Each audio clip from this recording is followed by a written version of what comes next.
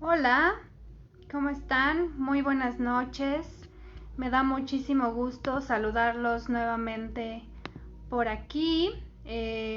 Como saben, yo soy la doctora Guadalupe Terán, soy especialista en trastornos del dormir y soy parte del equipo de trabajo de la Clínica de Trastornos del Centro de Sueño y Neurociencias.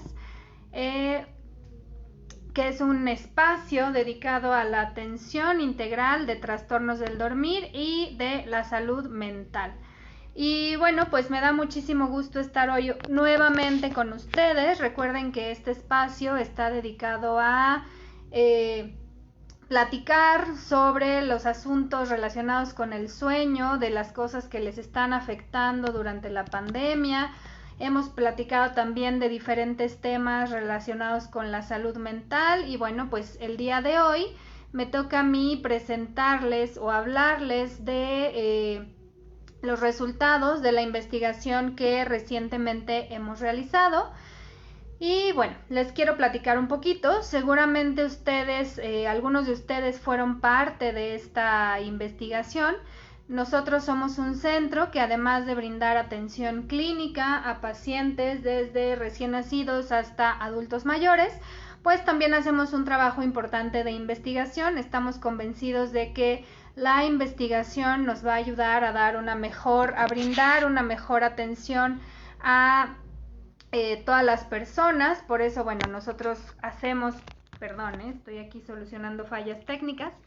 Por eso, bueno, nosotros hacemos siempre este tipo de estudios y en este caso, pues bueno, aprovechando esta situación de la pandemia, quisimos saber qué estaba pasando con el sueño, ya que bueno, de las cosas que más hemos visto, las cosas que ustedes nos han reportado más, es que bueno, ha habido cambios en el patrón de sueño, desde en las horas que estamos durmiendo, en la manera en la que estamos durmiendo, y por eso bueno, quisimos hacer este trabajo de investigación ante la iniciativa de la doctora Angélica Portillo. A ella ya la conocen, ella es nuestra otorrinolaringóloga y bueno, ella tuvo la iniciativa de aplicar estos diferentes instrumentos o cuestionarios que justamente nos ayudan a identificar ciertas cuestiones muy particulares. Entonces nosotros usamos cuestionarios, escalas que están validados en México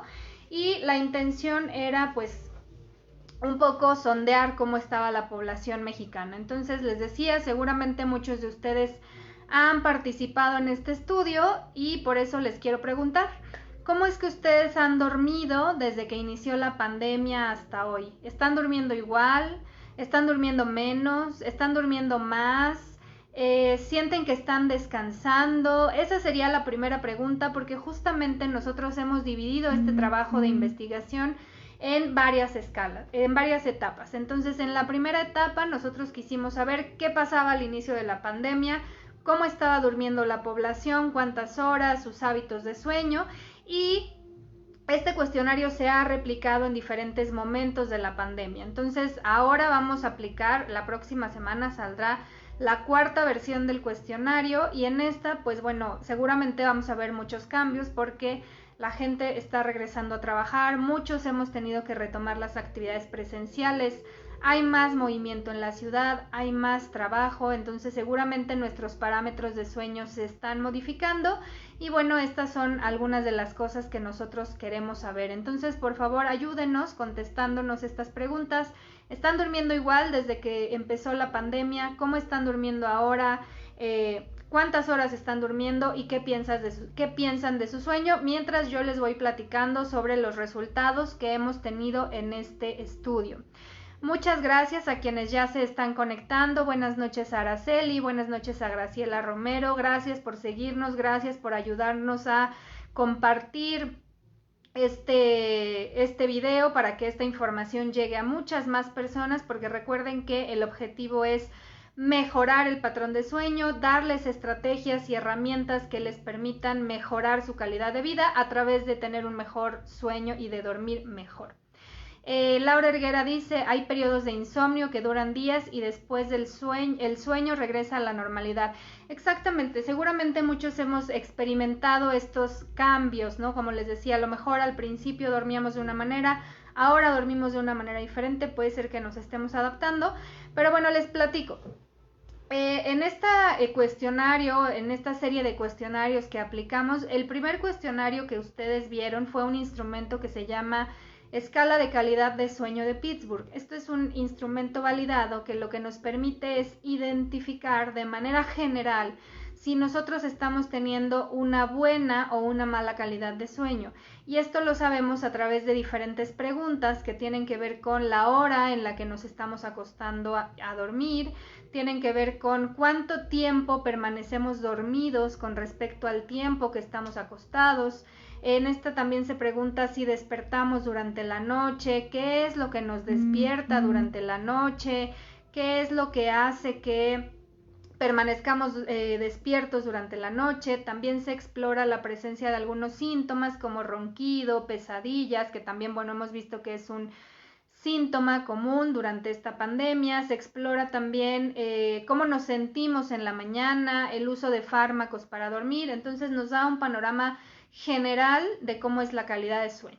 En este primer cuestionario, en el reporte global, lo que nosotros nos encontramos es que aproximadamente 7 de cada 10 personas que contestaron a nuestra encuesta estaban teniendo una mala calidad de sueño, ya sea porque estaban tardando mucho tiempo en conciliar el sueño, porque tenían múltiples despertares nocturnos o por una sensación de cansancio o somnolencia durante el día. El síntoma más frecuente o el principal problema que hemos visto es que tardan más de 30 minutos en conciliar el sueño. Recuerden que aquí hemos platicado en diferentes ocasiones que la latencia a sueño normal, es decir, el tiempo que debe pasar una vez que me acosté a dormir en lo que concilié el sueño, debe de ser entre 20 minutos, 10 a 20 minutos aproximadamente, y si tardamos más de este tiempo, entonces eso ya nos indica un problema de insomnio de inicio. La otra cosa que observamos es que hay muchas personas que tienen una mala eficiencia de sueño. ¿Eso qué significa? Pasan muchas horas acostados, sin embargo, el tiempo efectivo que están durmiendo en realidad es menos del 80% de todo el tiempo que están acostados, lo cual también se considera una mala calidad de sueño. ¿Eso qué significa? Nosotros nos vamos a acostar, a lo mejor nos acostamos a las 12 de la noche y nos despertamos a las 7 de la mañana. Sin embargo, nos tardamos en conciliar el sueño y luego en la noche estamos despertando muchas veces, tardamos en volver a dormir y al final de esas 7 horas que yo permanecí en la cama, únicamente dormí 5 horas, por ejemplo. A esto también se le considera un problema de sueño porque tenemos mala eficiencia de sueño. De hecho, en este estudio nosotros preguntábamos cuántas horas estaban durmiendo por noche y en realidad la respuesta nos preocupa porque yo les había contado en alguno de los Facebook Lives que habíamos hecho que nosotros vamos a considerar que tenemos restricción de sueño cuando hemos dormido por lo menos 30 minutos menos del tiempo recomendado de acuerdo a nuestra edad.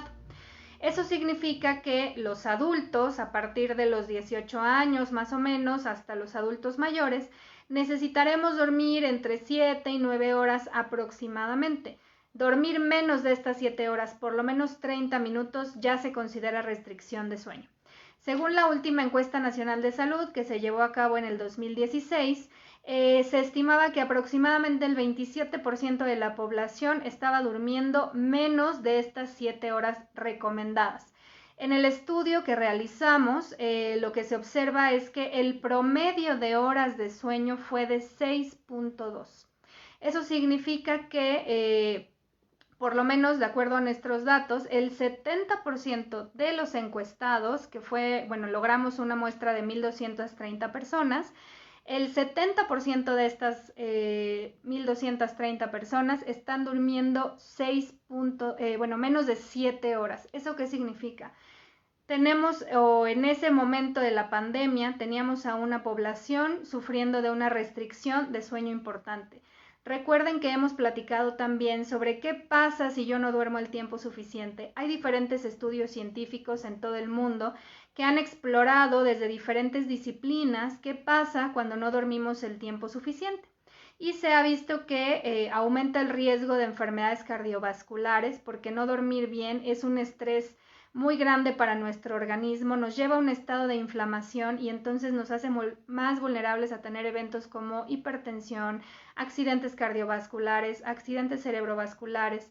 La restricción de sueño también altera el metabolismo de los lípidos, lo que nos hace más vulnerables a tener problemas de colesterol, triglicéridos altos, aumenta la resistencia a la insulina, que ustedes saben que esto está relacionado con la presencia de diabetes. Entonces, bueno, no dormir el tiempo suficiente se considera un factor importante de riesgo para desarrollar diabetes.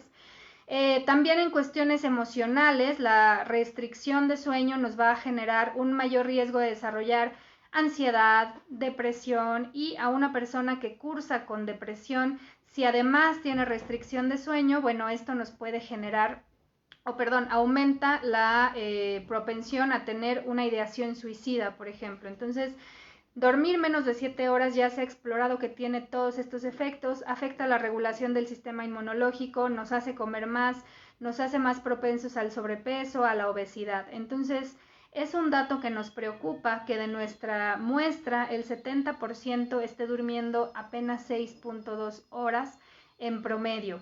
Obviamente esto nos angustia más porque hay quien duerme 6.2, pero para que este sea el promedio, pues hubo quienes durmieron apenas 3, 4 horas de manera regular en el primer mes de la pandemia. Ahora, ¿qué otro aspecto es de recalcarse? Bueno, un poco de los hábitos. Cuando empezó la pandemia, en este estudio evaluamos cuántas horas estábamos dedicando a utilizar pantallas. Cuando digo a dedicar pantalla, a revisar pantallas, me refiero a celular, computadora, televisión, tableta, consolas de video, cualquier pantalla. En este estudio lo que observamos es que estábamos en ese momento dedicando aproximadamente 6 horas diarias a utilizar pantallas. Ahora que la mayoría de las actividades se están llevando a cabo de manera digital, pues seguramente este tiempo de exposición se ha incrementado. Y recuerden que también hemos platicado que la sobreexposición a las pantallas va a inhibir la secreción de melatonina. Recuerden que la melatonina es la neurohormona que se va a secretar una vez que oscurece. Cuando oscurece, mi cuerpo empieza a secretar a través de la glándula pineal esta melatonina. Esa melatonina es, digamos, una de las principales sustancias cerebrales que le va a decir a otras estructuras que es momento de dormir, que es momento de conciliar el sueño.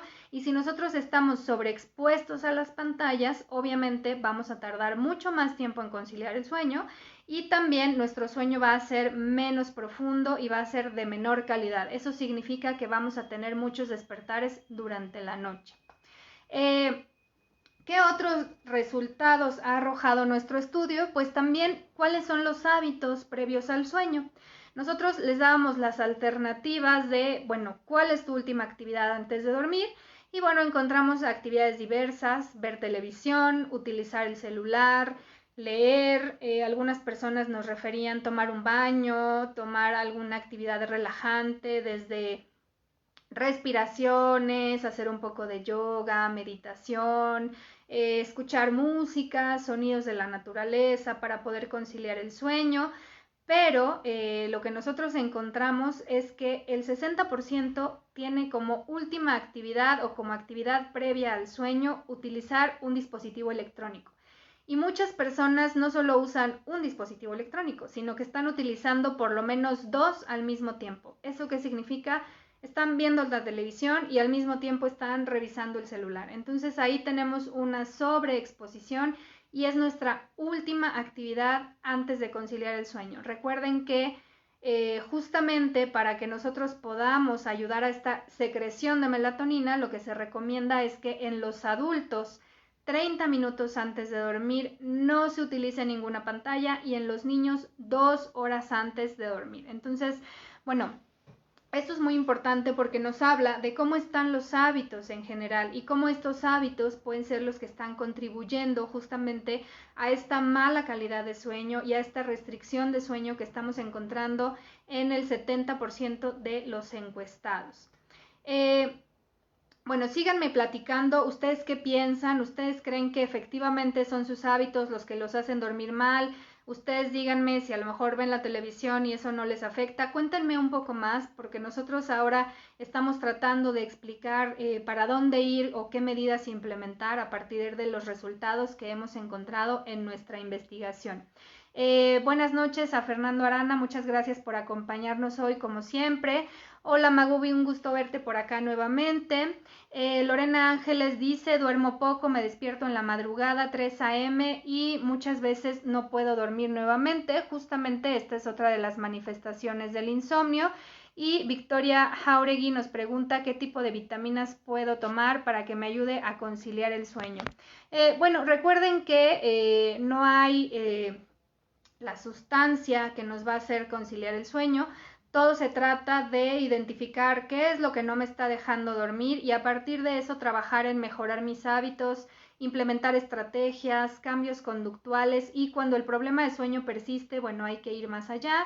Probablemente haya algo fisiológico que no nos esté dejando conciliar el sueño y bueno, pues es muy importante tratar todas estas cuestiones.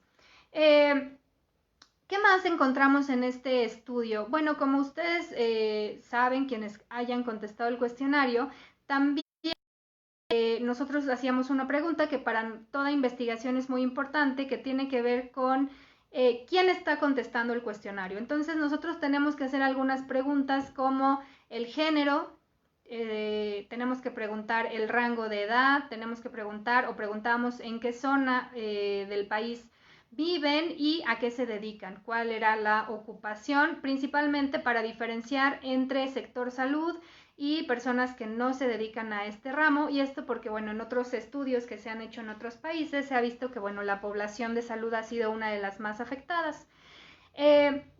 Algo importante que encontramos en nuestro estudio fue, hicimos una división respecto a quienes estaban contestando el cuestionario.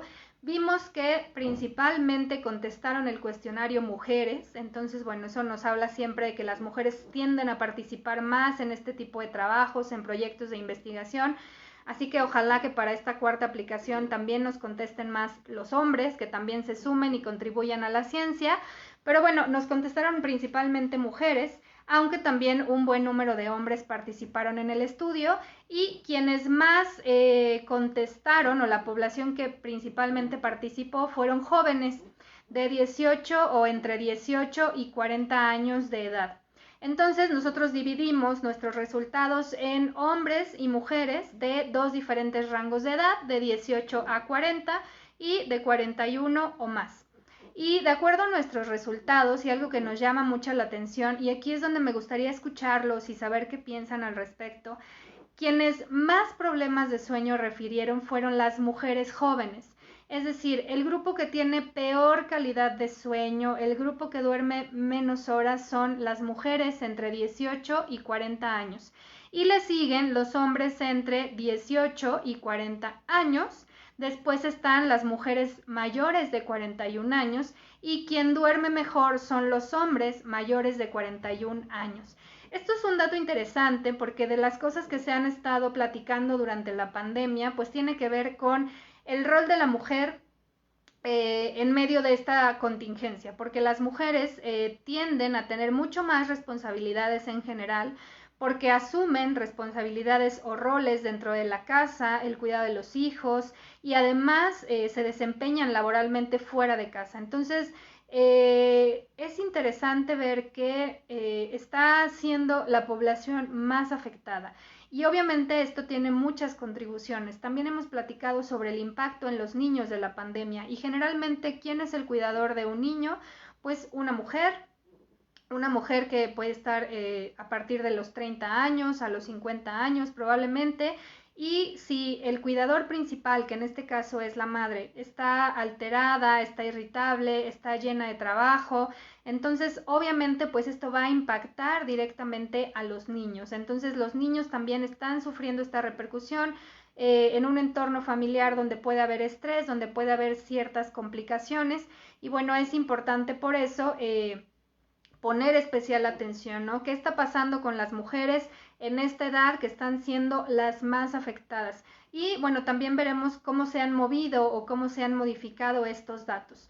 Otra cosa que podríamos concluir es que los jóvenes o la población entre 18 y 40 años es quien más expuesta está a las pantallas, que quizá está más habituada a tener una vida social afuera, a tener más cuestiones sociales, y entonces la pandemia está generando mucho más estrés, ¿no? Tal vez las personas adultas o mayores de 41 años pues podrían llevar mucho mejor esta carga, podrían digerir un poco más estos cambios, están más habituados a otro tipo de comunicaciones, llamadas telefónicas probablemente, y por eso no ha impactado tanto, o tal vez han atravesado otro tipo de situaciones que los preparan para esto.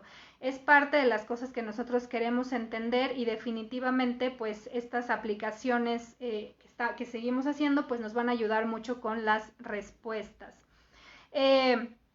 Por acá nos dice de Caterina: buenas noches, trabajo en sector salud y mi turno es no nocturno. ¿Qué me recomendaría para conciliar el sueño de día? Bueno, es algo importante que nosotros obviamente estamos diseñados para dormir durante la noche cuando está oscuro.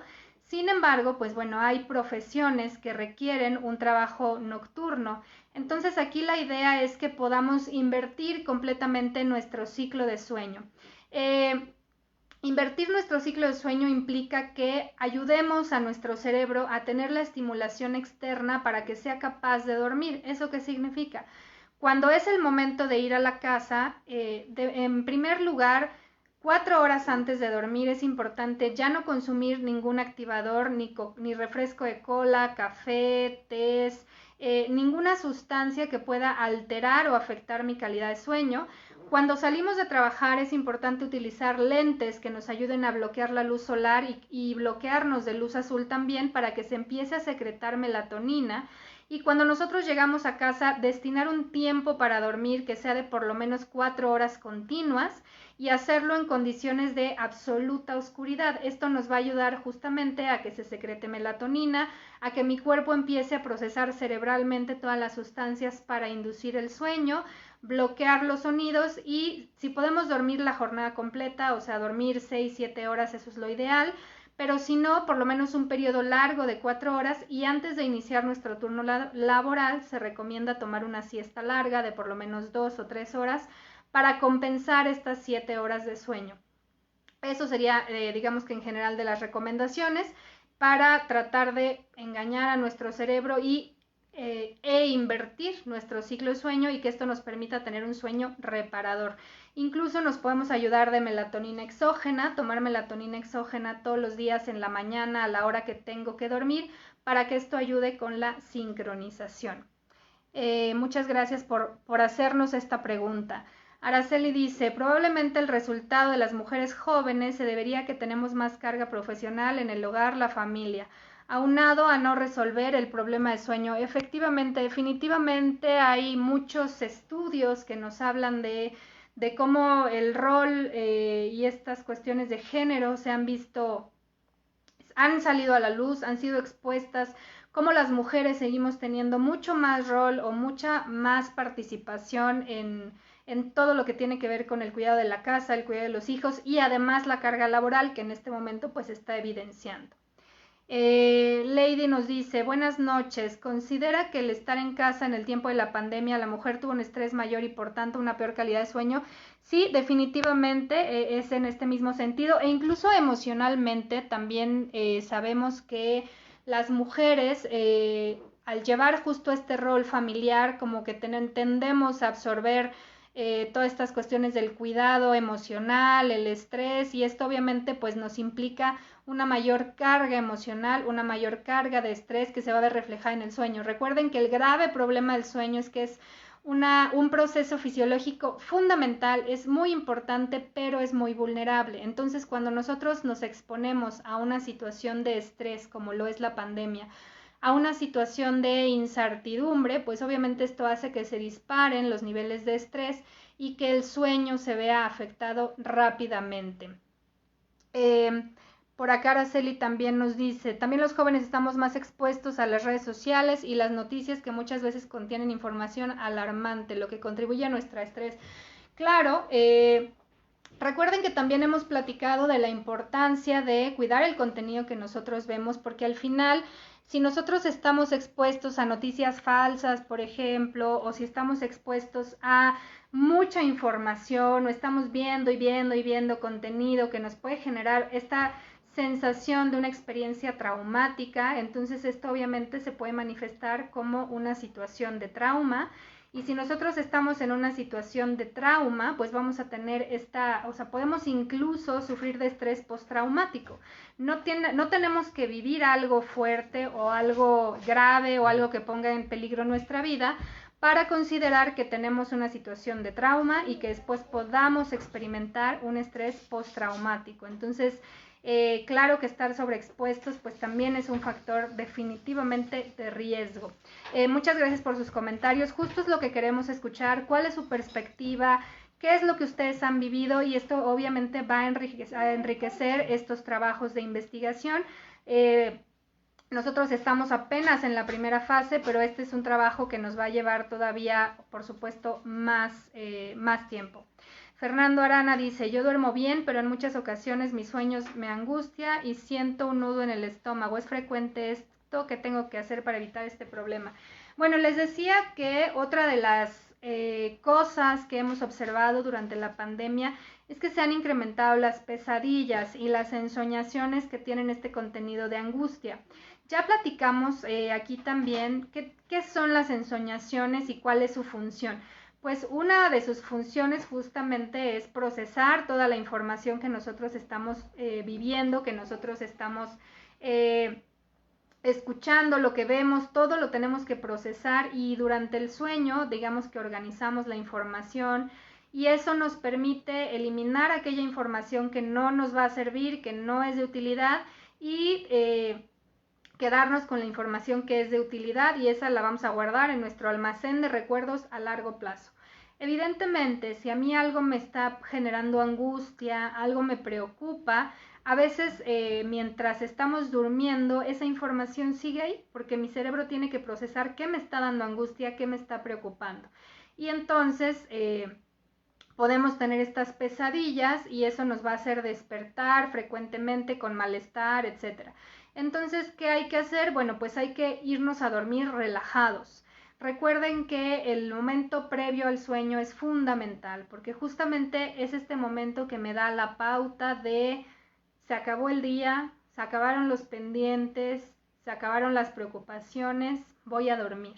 Y entonces tenemos que cambiar completamente esta emoción, tenemos que cambiar este discurso interno de ahora me voy a relajar y me voy a dormir porque necesito dormir. Recuerden que el sueño debe ser un momento placentero, debe ser un momento que me genera este momento de voy a descansar, aquí estoy seguro, aquí estoy bien. Entonces hay que cuidar por eso mucho este previo al sueño, evitando justo ver noticias en la noche, porque a veces, aunque de manera consciente no percibamos este estrés o no percibamos algo que nos está preocupando de manera particular, sí puede haber ahí información que en el fondo nos genera algún estrés, algún malestar, y luego nos vamos a dormir y podemos tener una ensoñación negativa o una pesadilla. Entonces, bueno, concluyendo la pregunta, pues lo ideal sería tómese 30 minutos antes de dormir para relajarse, para darse un espacio para usted y luego váyase a dormir, y bueno, eso nos ayudará a evitar pesadillas o estas ensoñaciones desagradables. Alejandra dice, ¿qué puedo hacer si perdí mi empleo hace poco y ahora cuando es hora de dormirme me da miedo quedarme dormido porque pienso que ya no voy a despertar?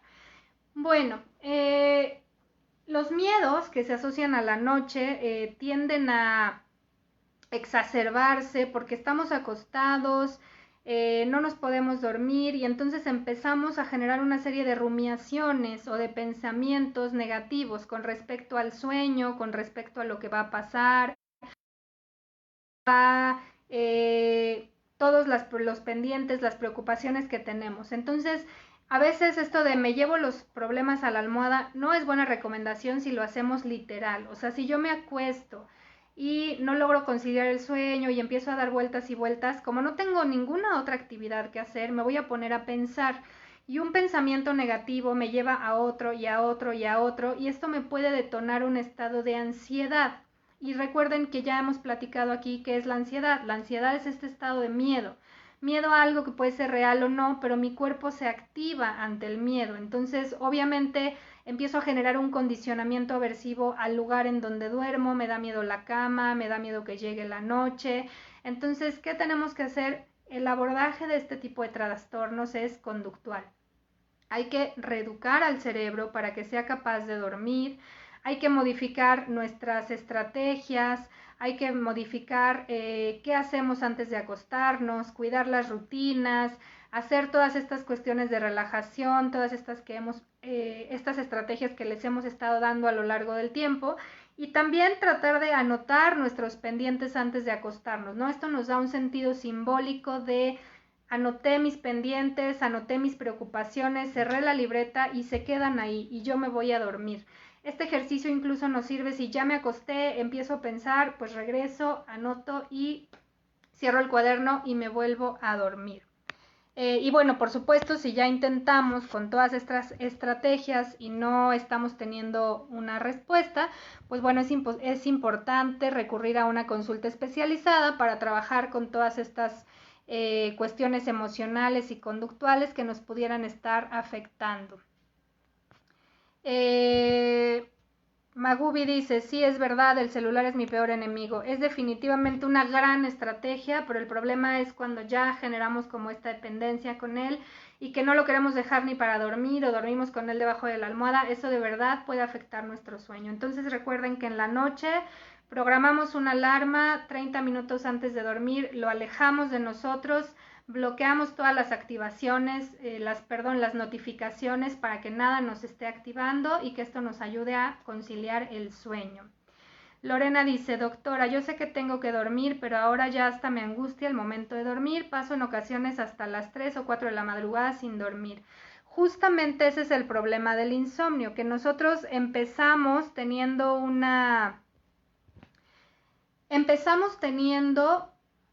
dificultad para conciliar el sueño, después esta dificultad para dormir me preocupa y luego es la preocupación por no dormir lo que me quita el sueño. De tal manera que empezamos a generar ya una aversión a la noche, una aversión al sueño. Por eso decía que tenemos que reeducar y tenemos que cambiar esta cognición, porque al final esto no nos va a dejar dormir nunca, ¿no? O sea, estos condicionamientos negativos, esta aversión, esta preocupación excesiva, y esas son cosas que nosotros trabajamos en la consulta, justamente qué está haciendo antes de dormir, qué está pensando, qué pasa con esos pensamientos, de dónde surgieron y cómo los transformamos en cosas reales, porque al final a veces empezamos a tener miedos irracionales y entonces por eso en estas terapias nosotros les hemos dicho, estos son recomendaciones generales, buenos hábitos de sueño, pero cuando a pesar de todo esto no tenemos buenos resultados, entonces algo está pasando y tenemos que identificar si el insomnio no está siendo ocasionado por algún otro trastorno de sueño o bien hacer una terapia ya más específica, más personalizada para poder ayudarle a dormir. Juan Andrés Paredes dice, una pregunta, ¿ortopédicamente existe alguna manera de saber qué tipo de colchón debe usar cada persona? Bueno, en realidad aquí el punto es, nosotros, cada colchón depende de cada persona. Hay empresas justo que se dedican a esto que sí tienen como pruebas de acuerdo a, se tiene que tomar en consideración la estatura de la persona, el peso, cuántas personas van a dormir en la cama, si hay alguna lesión de columna y entonces de acuerdo con toda esta información, pues Esto va a ayudar a que se elija el mejor colchón, es decir, no hay un colchón para todos, cada quien debe de elegir el colchón que necesita de acuerdo con sus necesidades. Entonces, las tiendas especializadas sí tienen como estos parámetros y entonces, bueno, acudir a una de estas te puede ayudar a elegir pues cuál es el mejor colchón, pero definitivamente el colchón, la almohada, la ropa de cama son cosas que importan en el sueño y que tenemos que tomar en consideración. Leonardo, esta es la página del Centro de Sueño y Neurociencias. Recuerda que este es un espacio dedicado a la atención de cualquier persona que tiene un problema relacionado con su problema de sueño y con cuestiones de salud mental y neurociencias. Y estamos presentando esta noche los resultados del primer estudio de investigación que se hizo en México sobre cómo están durmiendo los mexicanos y cómo está el estado de ánimo a partir del confinamiento por la pandemia por COVID-19. Y bueno, la última parte que les quiero platicar de los resultados del estudio es que también preguntamos cómo estaba el estado de ánimo. ¿Cómo estaba el estado de ánimo en cuanto a cómo es la sensación en general de haber sentido tristeza, incertidumbre, miedo al futuro? Para esto utilizamos un cuestionario que evalúa la salud mental que se llama PHQ-9, perdón.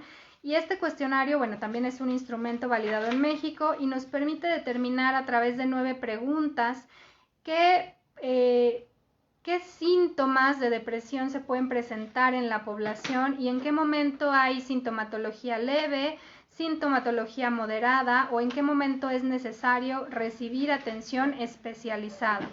De esta muestra de 1,230 personas que nosotros estudiamos, observamos que el 70% tiene por lo menos síntomas leves de depresión.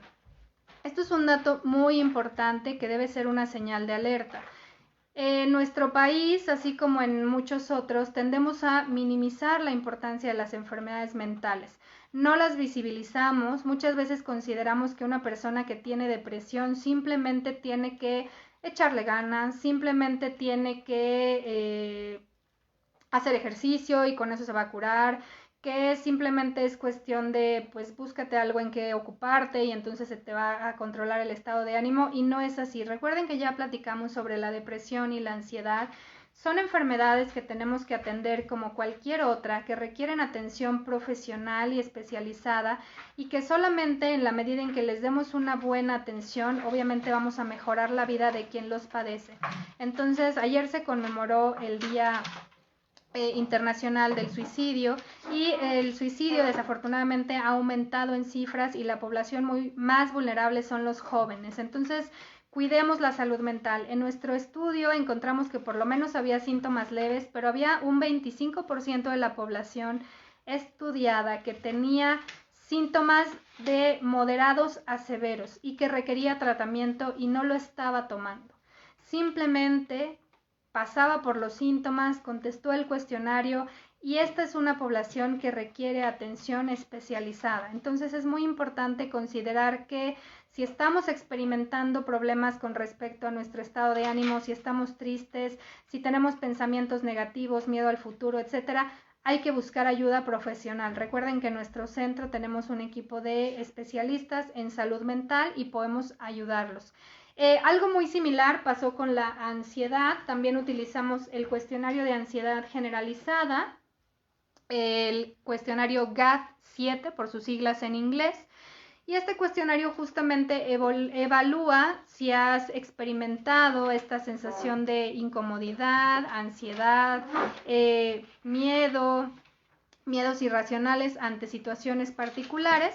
Y bueno, vimos que también aproximadamente el 75% de la población encuestada nos refería por lo menos a algún síntoma leve asociado con esta ansiedad. Una pequeña parte de la población, más o menos el 30%, refiere síntomas de moderados a severos de este padecimiento de ansiedad. La ansiedad es un trastorno que nos puede dar incluso síntomas físicos como dolor en el pecho, como hormigueo, una sensación de hormigueo, palpitaciones, sudoración, y que está ligada directamente con el inicio del sueño. Entonces, bueno, en muchas ocasiones el experimentar esta ansiedad va a hacer que tardemos más tiempo en conciliar el sueño. ¿Esto qué nos quiere decir? Tanto la salud mental como el sueño de los mexicanos encuestados se está viendo alterado de manera significativa. Entonces, bueno, parte de las cosas que para nosotras es importante es cómo vamos ahora a intervenir. Se viene un problema de salud mental importante como consecuencia de esta pandemia que hemos experimentado a nivel mundial, y tenemos que validar estos problemas de sueño, estos problemas de salud mental, y darles una atención especializada. Aquí nos dice Fernando Arana, la doctora Yoali comentó que cuando uno duerme algunas personas tienen movimiento motor ocasionando golpes. Esto es hereditario, ya que a mí como a mi gemelo hemos tenido en nuestra vida 3 o 4 ocasiones. Sí, recuerden que esto es una parasomnia, puede ser más bien una parasomnia que se llama trastorno conductual de sueño-humor. En este trastorno los pacientes tienden a actuar sus sueños o a tener movimientos involuntarios mientras están dormidos.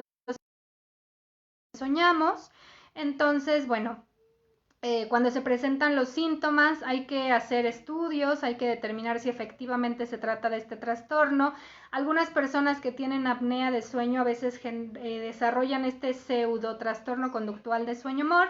Como consecuencia de la apnea tienen estos movimientos, esta agitación. Entonces, bueno, hay que ver cómo está durmiendo el paciente, cómo está respirando y definitivamente hacer un estudio para confirmar el diagnóstico.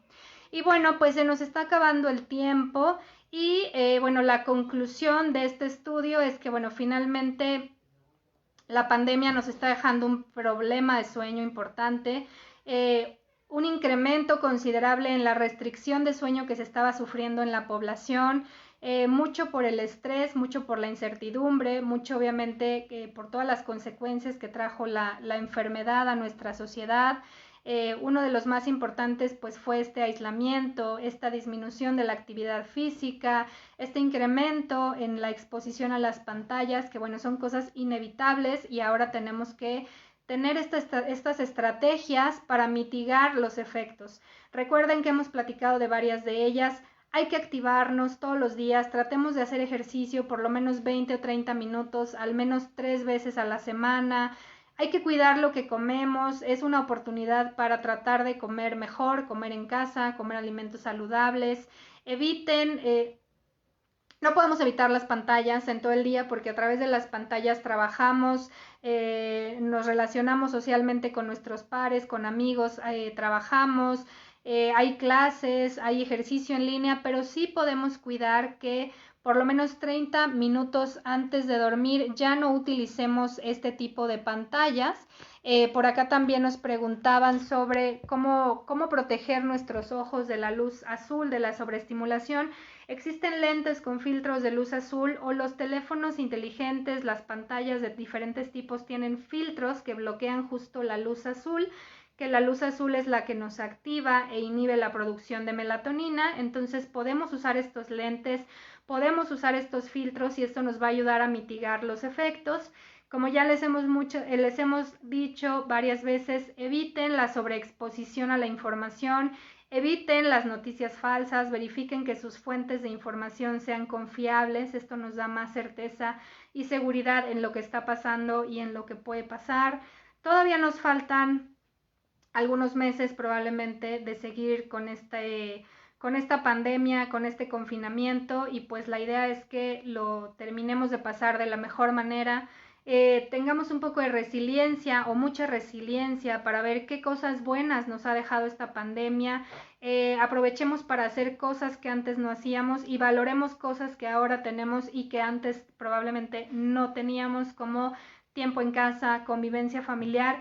Y ahora recuerden que vamos a lanzar nuestra cuarta etapa del cuestionario, así que si ya la contestaron, vuélvanlo a contestar porque ahora queremos saber qué pasó 7 meses después de que inició esta pandemia. 6 meses después de que inició esta pandemia. Queremos ver cómo duermen, cuáles son sus hábitos. Así que la próxima semana verán en nuestras redes sociales que empezamos a hacer difusión del cuestionario. Por favor, ayúdenos a contestarlo y a compartirlo, que la investigación es fundamental para todas las cosas que hacemos, porque así las podemos hacer mejor desde el conocimiento de nuestra población, de la población mexicana. Muchas gracias por estar aquí nuevamente, gracias por acompañarnos. Escríbanos sus reflexiones, qué piensan de lo que acabamos de platicar, escríbanos con temas también que quisieran escuchar en los siguientes Facebook Live. Y recuerden que este es un espacio gratuito dedicado para todas las personas que están interesadas en cuidar su sueño y su salud mental. Mi último anuncio es que ya estamos dando consultas en la clínica de manera presencial, además de las consultas que estamos dando también de manera online a través de la plataforma Zoom. Entonces podemos apoyarlos de cualquiera de las dos maneras. Somos el Centro de Sueño y Neurociencias especializado en trastornos del dormir, salud mental y neurociencias. También hacemos estudios de sueño, poligrafía, electroencefalogramas y estamos aquí para escucharlos.